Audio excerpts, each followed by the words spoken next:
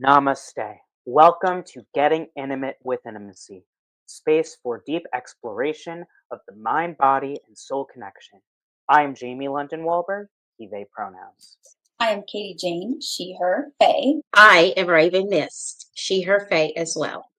Getting Intimate with Intimacy will cover consistent multimedia content spanning all forms of intimacy, from sexual to intellectual and everything in between. Our content is created for all beings and bodies and abilities 18 and up. Our content can be enjoyed on YouTube as well as Insight Timer and OnlyFans. The links will be in the description for our live streams. We really look forward to experience the infinite layers of intimacy with all of you. And remember, Intimacy starts within. Namaste, family. Welcome back. We are back, and a super happy solstice to you. It is episode 25, and we are diving into how does cultivating the observer role deepen our mental intimacy. We're going to start into this beautiful introduction, and as you just were reminded, I am Jamie, he, they pronouns. I'm Katie Jane, she, her, Faye. I am Raven Mystic, she, her. And we are here to get into a very cool question that KJ came through with. What is the observer role, and what does that mean to you, KJ? Such a good question. And I'm so excited that we have 2 episodes to talk about it. So I was thinking about this morning and talking about it a little bit with my fiance. And the observer role, has to do with, in my experience, the ability to observe yourself, which means kind of stepping outside of yourself, right? To watch and to look at how your emotions are going, right?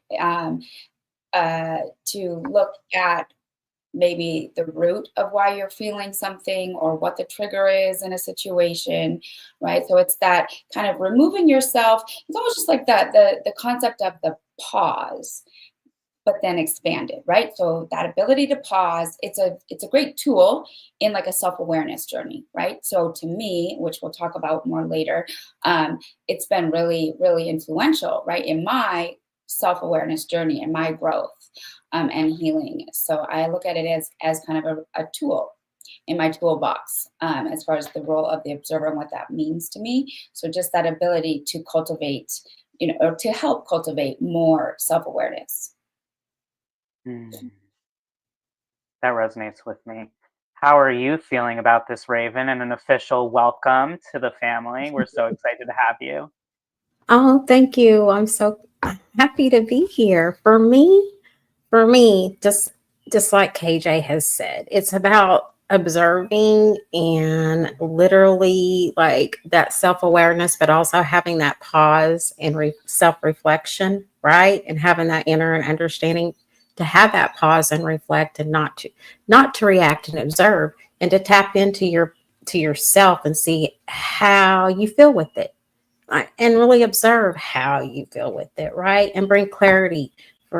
That's how I look at it for me, but also to discern for my emotions, and process how, if it does trigger me, and where, if it does trigger me, how am I going to process with that? Because that's within me, has nothing to do with my partner, So that and also it gives me a better understanding for me not to be impulsive with a judgment, right? And for me to stay neutral, very much so, because that's so for me to be mindful. And also too, it opens doors for personal growth, not just for me, but also too with my significant other as well. Thank you for sharing that, Raven. That resonates for me as well. I feel what I'm getting clear on, and thanks to as well both of your perspectives within the observer mode, is I used to have observer mode from pretty much immediately from a young age. That was very much dissociation, right? It just didn't feel within my body. And what I'm seeing now is that is because for me, the observer role is really that higher self, right? And so, in a way, that deep soul perspective, you've got to ground that in, and you don't know necessarily how to ground that in, especially when you're young and experiencing traumas as we do throughout our lives.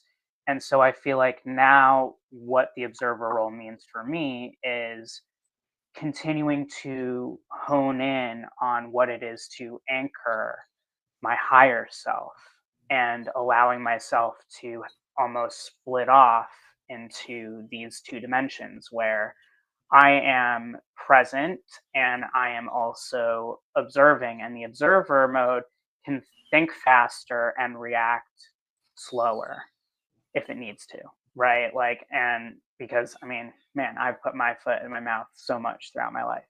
Um, and it took a long time for me to really figure out how to do that a lot less. I think that aspect of the observer mode has allowed for that. And while I may not always say exactly the things that I want to say fully processed in the moment, after the fact, it allows for me to make much more peace and like KJ, when Raven were saying that clarity and just that awareness that it brings you. So I'm loving the observer role now. I feel like that used to be something that I didn't like. And I feel like now I'm recovering as I'm transmuting and transforming that meaning into something else entirely.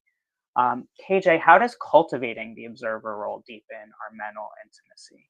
Well, see, I love this word cultivating because, again, you brought up the perspective of realizing you had a different experience when you were younger, right? The ability, per se, to observe, but not in a healthy way, right?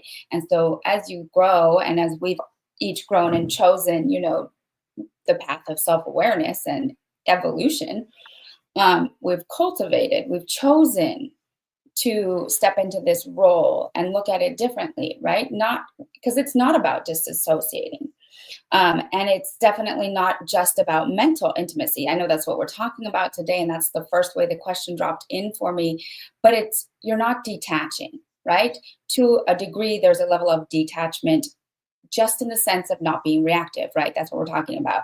In a moment when we're having big feelings, saying, oh, wow, I'm having these big feelings. This kind of sucks.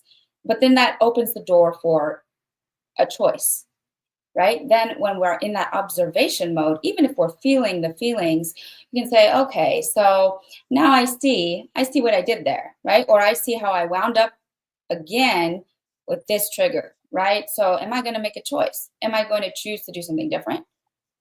Or am I going to still keep butting my head against the wall like a stubborn Scorpio?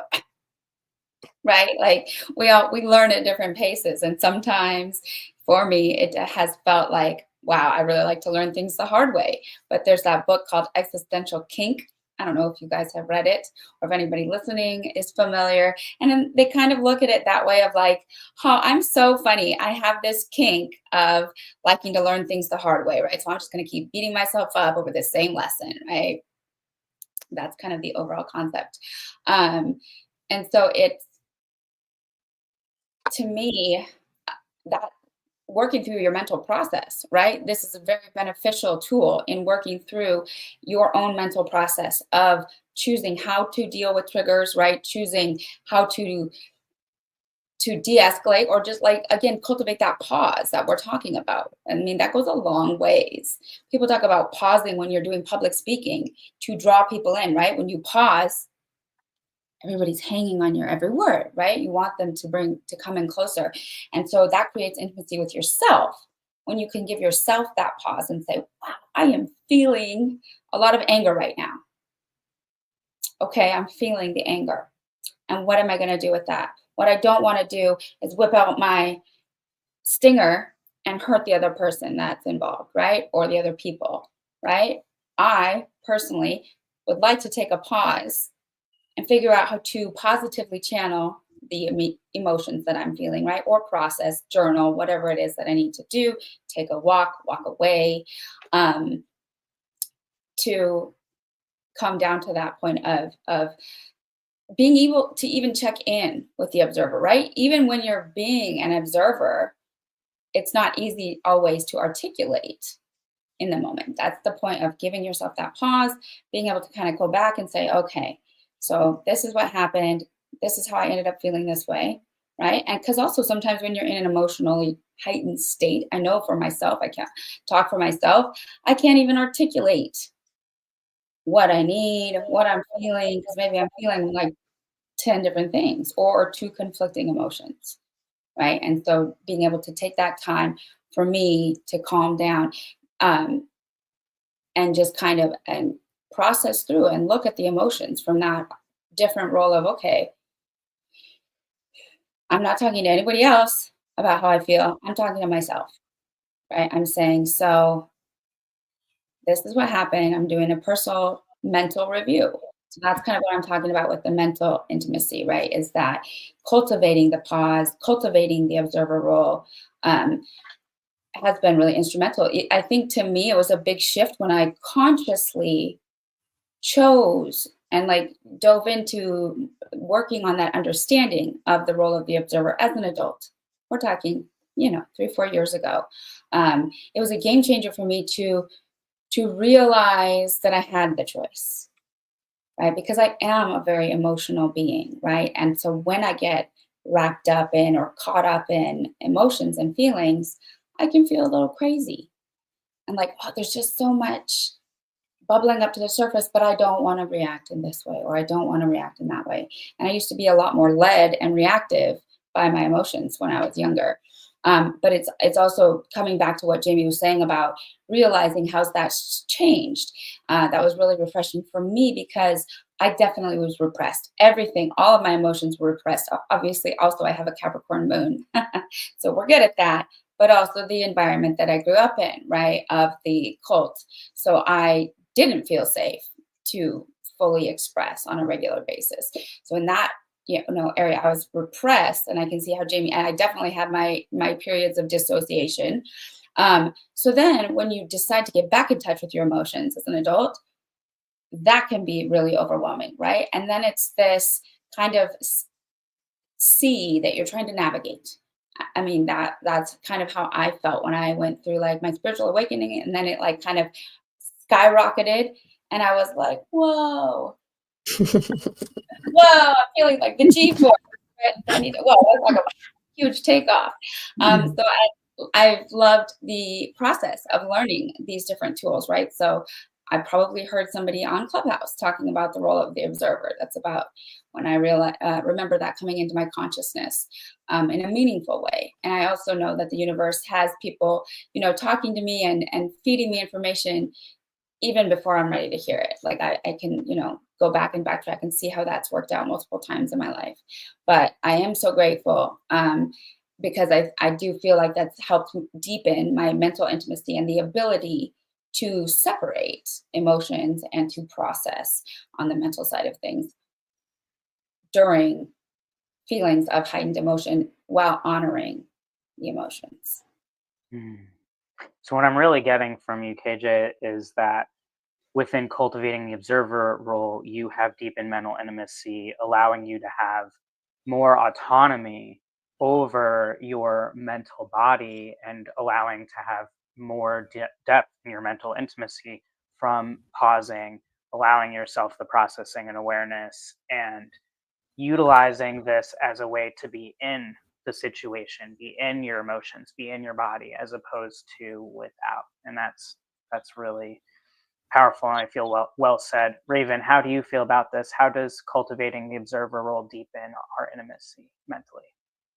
Oh my goodness. Well, for me, and I just love all the gems that both of you dropped, as much as a part of repressing your emotions and things, especially when, as we know, us three, right? We know that we are different as children. So we're a little bit more tapped in because we're empaths. So yes, we're going to feel things. So those emotions were not our emotions at times. And as children, we didn't know how to repress all of our family or anybody's emotions. But for me, just as things go on and really tapping in that inner and understanding, for me, I intentionally cultivated this observer role. And it was just something that I have just really, I love this.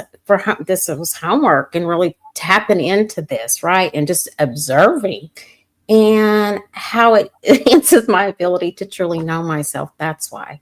And it brings me a very deeper self-awareness in all forms for my mental intimacy, both with myself and with others, and stepping back to my own internal dialogue.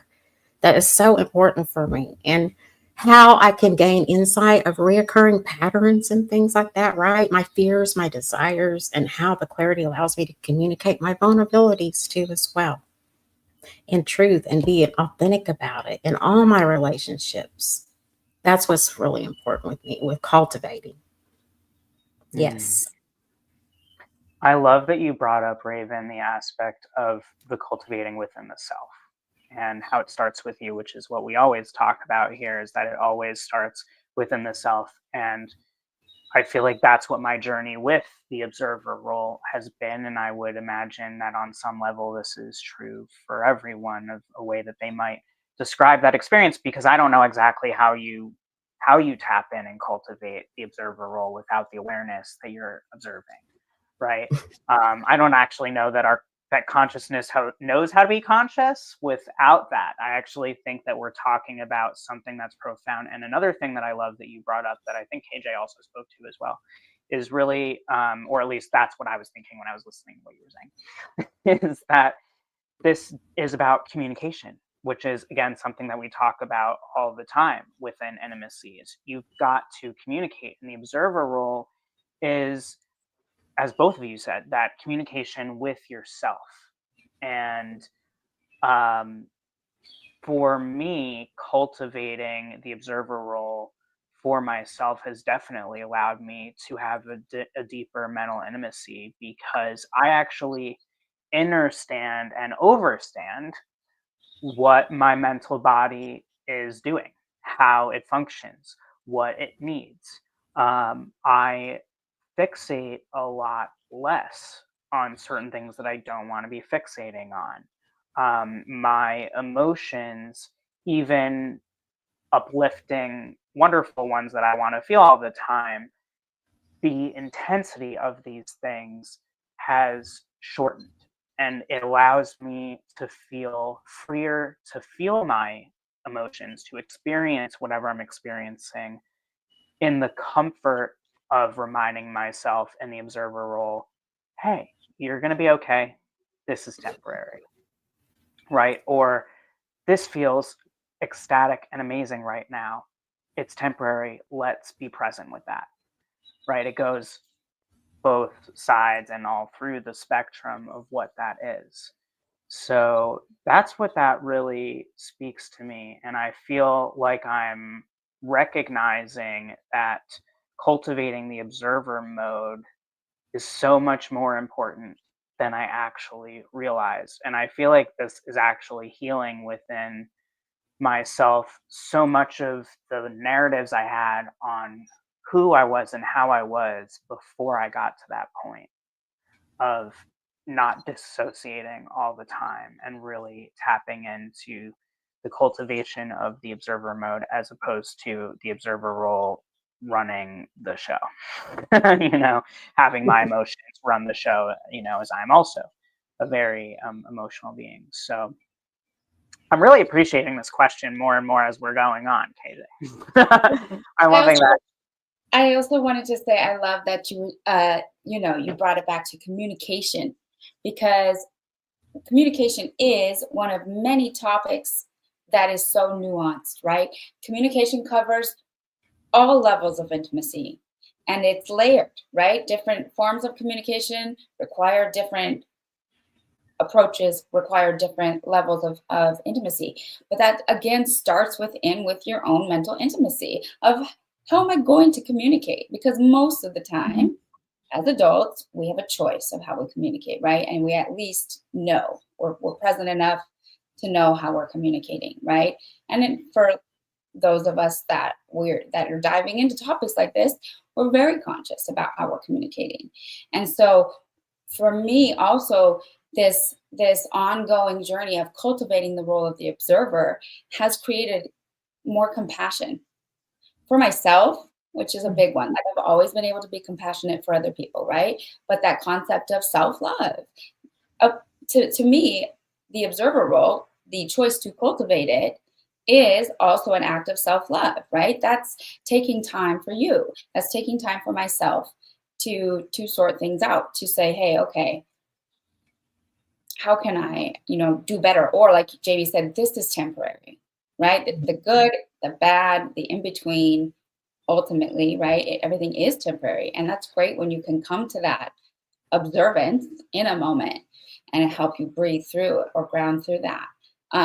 But I love the concept of communication. And for me, what was coming through when you were talking was that compassion and the self-compassion, but then also to be able to extend that compassion to others, because you've sat with the depth of your own emotions. And then you can go, wow, I see how this other person reacted in this instance. They must have a lot going on. Do I love what happened in the moment? Maybe not. Did they say mean things? Maybe. Did they act childish? They probably have a hurting inner child. So that's also, part of that pause is, how are we reacting and interacting with other humans who also have emotions and trauma? KJ, you just always so big for me. Whoa, I just realized as you were saying, because initially when you were talking, it was funny. You were talking about compassion, and I was literally thinking like, oh yeah, when I comment back, I want to talk about how this is making me realize how much compassion there was. But what you just said about the inner child being wounded had me realize that perhaps the reason why we do not cultivate knowingly the observer role, or to the best of what our actual complex possibility is within doing that in our youth as children, is because the observer role is the adult. Mm-hmm. And so it wouldn't be,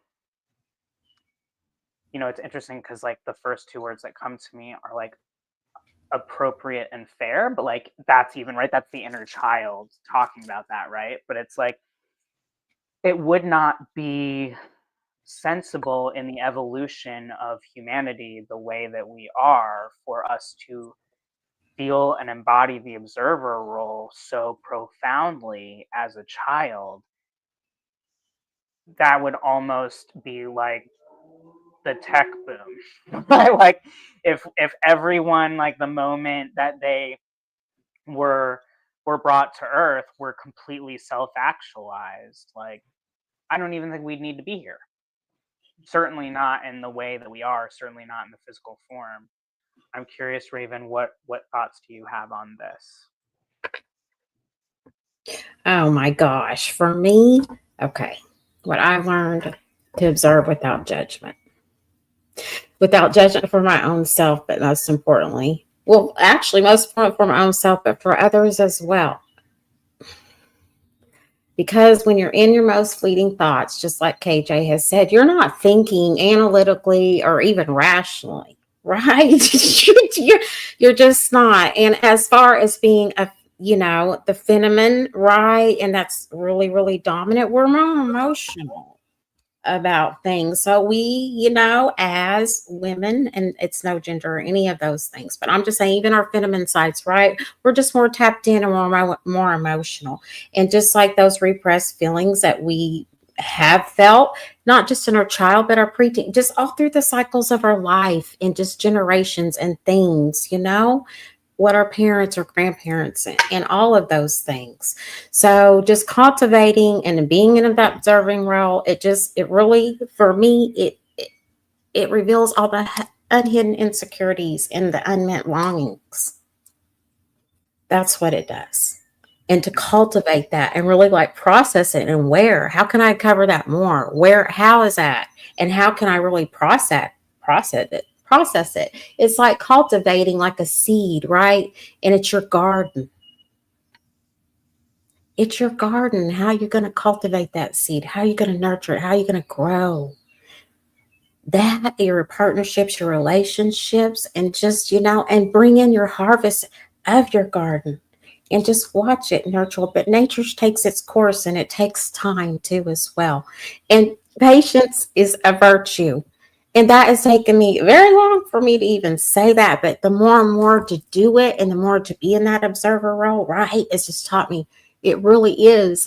Patience is a virtue and it really is a key. It's a key to cultivating and being that observer with no judgment whatsoever.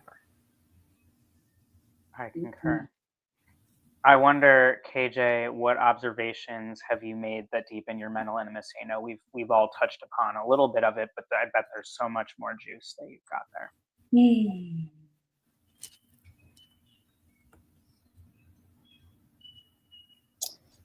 I think part of it, again, like, I had certain awarenesses or knowledge before I embarked intentionally on the journey of cultivating the role of the observer.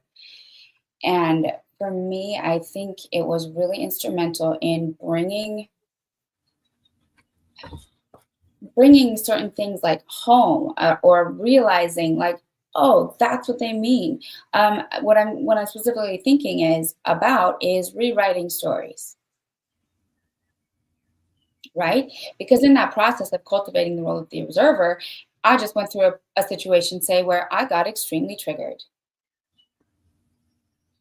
Because I'm also observing it and I'm thinking about it, I'm using my mental process to go, what is at the root of this, right? And then maybe I realize it stems from a limiting belief that I was given from somebody else. As a child, a teacher, a parent, a family member, right? Mm-hmm. And having that awareness to go, oh, I was 7 years old. I didn't know better. I'm going to give that back, right? Like, I don't need that. And I'm not saying that as an instantaneous thing. For some things, sure, you can move through it faster, but for other things, that's the start of the awareness and the journey, is to say, oh, now I realize where that story came from. I'm going to do what it takes, right, to rewrite that, or to release it, or to choose a new story, right, or new affirmations. To me, it's been helpful to just kind of hone in on the tender spots, right, or the trauma spots, or like limiting beliefs. Having that, just that awareness, allows clarity. I guess that's the word I'm looking for. Clarity to drop in. That's been amazing multiple times, right? To have that drop in and be like, oh, I see. Understanding goes a long ways, right? Again, not talking about labels, not saying right or wrong, but having that clarity and that awareness to say, I want to choose differently, right? So once you get to that place, then you have the choice to say, okay, well, I'm going to choose differently. Even if I get triggered again by the same thing, now I have an extra layer of awareness, and I can either move through it faster, I can choose to react differently, I can choose differently, right? Basically, I can choose to do something differently. So that's been a really valuable one for me, is that when I can cultivate and maintain that role of the observer, I get more clarity faster. And then again, that's a tool for me to then move forward, or to reach out and get help if it's, if it's a really big trigger, then I'm like, well, I don't think I can work through that on my own. But now at least I know where it is and what it's from. So what I'm like, for me, like coming to this personal truth and realizing story versus my truth. That's powerful. And what I'm also hearing, I feel like we've all touched upon this, is really the clarity leads to the compassion, leads to inspired, compassionate new choices. And it creates a possibility even for a new story that you get to choose. I love that. I love that, KJ. Raven, what observations have you made that deepened your mental intimacy? my operation, my observing has really unveiled hidden insecurities, right? And unmet longings for me. And this also has given me like signposts, like certain signposts, right? Like, how you have post-it notes. Well, we have signposts in our lives. And it's like, okay, like she said, when you check in, literally that's your body awareness to check in. And I know we're literally talking about the mental, right, but also too our nervous system, and it mentally, physically, emotionally, spiritually, financially, all of these things. And when you do tap in mentally, your nervous system is going to react to however your circadian rhythm is going to.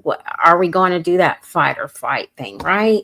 So me, it's like, okay, my inner insights is not only me knowing that if I get triggered, it's from a past trauma, but also having that inner insight that it like I need to nurture that, and it not just for myself, but also it helps myself and me to have more richer and more fuller relationships and partnerships with my significant others. And that's just, it just does. And by cultivating and reflecting, and when you do check in with your emotions, when I am observing so much more now, more than ever. My solar return is literally next week. So this is a very pivotal moment for me, right? So me being at a very milestone with me and being more observant. I'm a Taurus moon, though. That comes naturally for me to do so, but me more grounded, be more practical about it, right? And not more mercurial about Hermes being all in my mind and really tapping into my heart and what would love do. Like I really asked that self, what would love do? How would love see this? Because we are unconditional love when we really get down to the bottom of it, right? So just cultivating and being in the observer mode has taught me so much. Just pause and reflect and communicate is so vital in whatever moment, and be checked in with that moment and be there in the now with that other person when you are engaging and being in that observing moment, as long as they can be that way as well. But if not, you walk away, just like KJ says, and you reflect about it. You reflect and you come back to when you can, and it's okay. No judgment. I love that, Raven. Yes, the no judgment, the insecurities. I definitely resonate that it brings up the insecurities and then it allows for you to heal them. And I just love that beautiful share. Um, and yeah, I mean, it is all okay because like this is all just a part of what it is to be human and a part of the journey. And that's the compassion, is that radical acceptance that like, yeah, we're gonna hurt each other.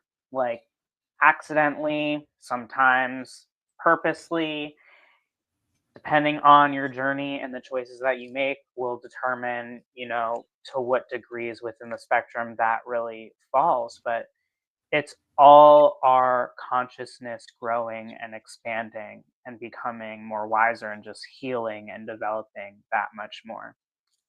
I feel like for the observations that I've made, um, that deepen my mental intimacy have been tenfold. There's nothing in my life that hasn't been impacted by finally acknowledging my observer mode, and instead of talking about dissociation, talking about my communications with this higher self. And it's allowed for me to expand because I expanded my spiritual body. I started to acknowledge my spiritual body in my tri awakening, and I started to acknowledge all of the layers of truths, who I am, everything from my gender transition, with and my discovering autism recently. I mean, all of these different. Every time I observe, I learn something new, and it has me feeling prepared to be Jamie. And it allows me to invite in the highest timeline and to forgive. I think forgiveness has been a really, really big observation and a gift that I've received through connecting with the observer role.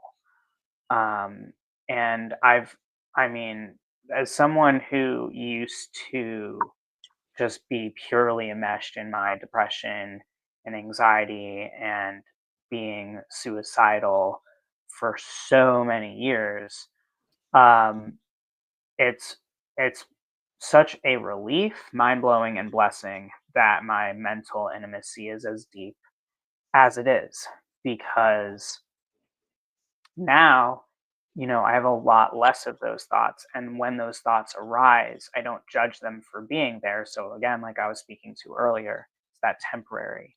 And that concept and awareness of time is an illusion. Time is something that we can utilize in support of us. And I've also come to really understand that time is important within humanity, so long as humanity is in the development of needing to get a grasp on our power of how we utilize our time and what that means and how to form ourselves into who we are. It gives us a framework which humans really need. Even the humans that don't like frameworks at all, we have universal laws. We do have frameworks, and even if they're loose, the three of us are not exactly prime examples of rule followers. But when it comes to the universal laws, you bet we answer to them, right? We answer to the fact that we are souls in a meat suit, and like we're choosing to be here. And if we were not observers, would we be human? I don't think that we would. So I feel confident that I will continue to observe and continue to deepen my mental intimacy, um, through observing. And I'm excited to see all of humanity's expansion and development, especially through this solstice energy, which the solstice in particular is different than any solstice that humans have ever experienced. um, we're going to be observing many more things, and many more things are going to be revealed for us to observe. And if we have a strong observation role within ourselves, then we will be able to get clarity in what to trust and what to not trust, and what to lean into and what feels good, and what to not lean into because it doesn't feel good. I see that we have some comments. KJ, do you want to tab Yes, I'd in? love to do that. And real quick, before we dive into the comments, I just wanted to say, Jamie, I'm so grateful that you brought up forgiveness, because that's so powerful, right? And naturally, more compassion leads to easier forgiveness road, right? That's also been huge for me. And then also, Raven, something you said earlier, vulnerability, right? I've been realizing through this conversation how powerful that is actually. Even as much as you can say that you're vulnerable, to me, it's become easier. I value vulnerability. I value, speaking my truth and my authenticity. And that has been profoundly influenced by cultivating that role of the observer, because how deeply have I met myself? That's how well I'm going to be able to articulate my needs, right? To be able to have that compassion for others and say, hey, we're all out here humaning together, right? There is no division, there's no separation. We are one, right? And I think that's a really powerful tool as well. And realization that helps with that cultivation is that realization of saying, wow, we're all connected. Right, so let's get into comments. Lee says, yes, I get to rewrite my narrative about the stories I have told about me and others over my lifetime. Yes. Love So that for you. mhm. And he says, how have the string of events and encounters over my life shaped me? And is there a mental shift I can make today to reclaim myself and my intentionality? Yeah, absolutely. Mm, A great awareness.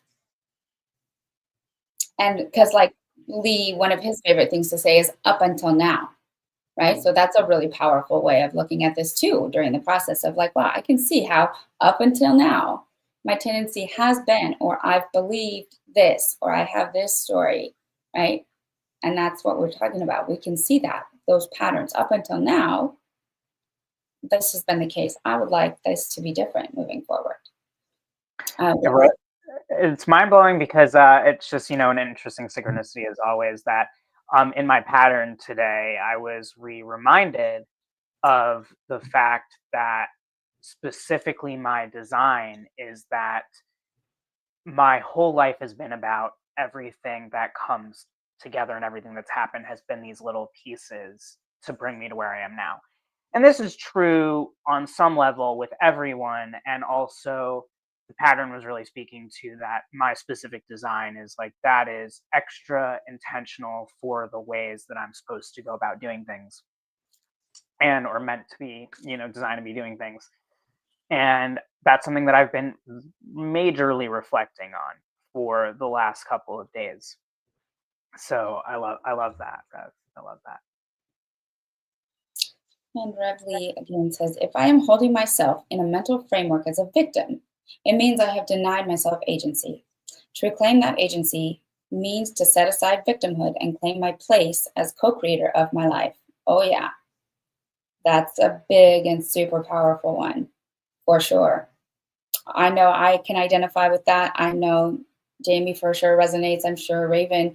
We've all had those opportunities, right? Where you get to choose not to be a victim, or to say, oh, I actually have a personal story. Like, again, when I'm talking about the universe putting amazing souls in my life that were speaking life and healing into me before I was ready or open.